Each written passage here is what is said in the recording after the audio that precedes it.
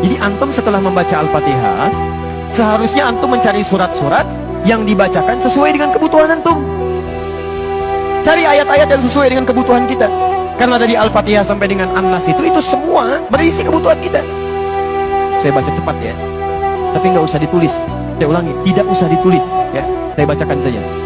Misal, sebelum lahir, tadi kan ikhtiarnya Quran surah kedua ayat Quran surah ketiga ayat 38 sampai 39. Keadaannya Quran surah 19 ayat kedua sampai dengan ayat ke-11-nya. Begitu dia mulai mengandung, bagaimana kandungannya supaya baik, Quran surah ke-7 ayat ke-189. Begitu dilahirkan, bagaimana supaya asinya mengalir lancar, anaknya tumbuh menjadi anak yang soleh, Quran surah kedua ayat 233.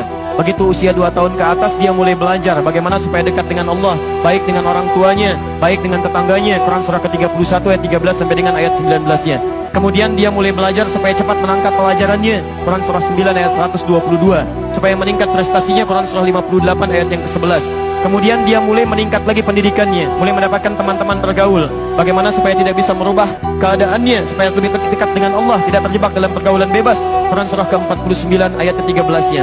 Ada yang serius datang mau melamar, bagaimana menyikapinya? Quran surah ke-4 ayat yang ke-4. Terjadi pernikahan, Quran surah 30 ayat ke-21. Setelah menikah, bagaimana membagi tugasnya supaya tidak gelisah dalam pembagian tugas, tidak saling menyingkirkan satu dengan yang lainnya. Quran surah ke-4 ayat 34. Setelah dia menikah, suami mulai mencari nafkah. Bagaimana cara bekerjanya? Yang standar ada di Quran surah kedua ayat 168. Kalau mendapatkan ingin yang lebih mudah lagi, Quran surah kedua ayat 172. Kalau belum berangkat, rizkinya sudah menunggu dia, Quran surah 7 ayat ke-96-nya. Kemudian dalam bekerja ini tidak mudah. Istri harus merawat anaknya, merawat rumah tangga.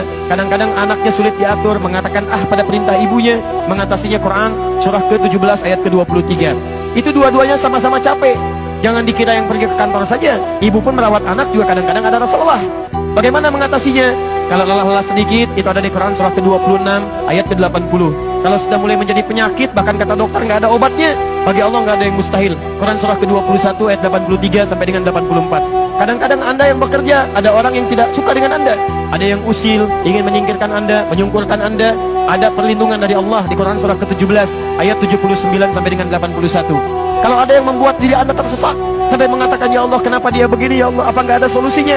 Selalu ada. Amalkan di Quran surah ke-21 ayat 87 sampai dengan ayat ke-88-nya.